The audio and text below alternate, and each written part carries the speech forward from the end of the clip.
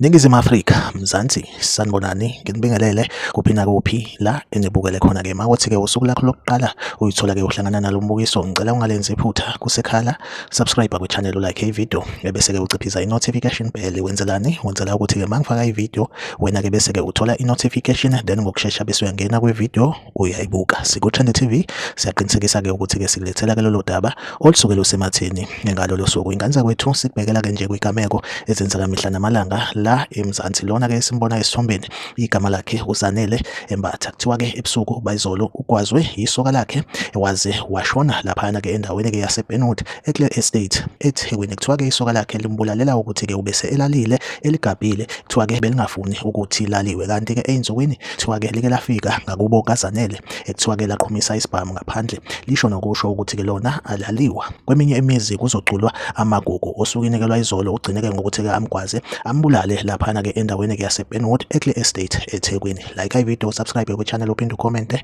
kwi-comment section ungitshela ukuthi kuthini ukuphawula kwakho ngalolu daba. Yize kwi-Trend TV izohlezi ikhona la inilethela-ke indaba esematheni usuku nosuku, ahlangabezane kwivideo elandelayo.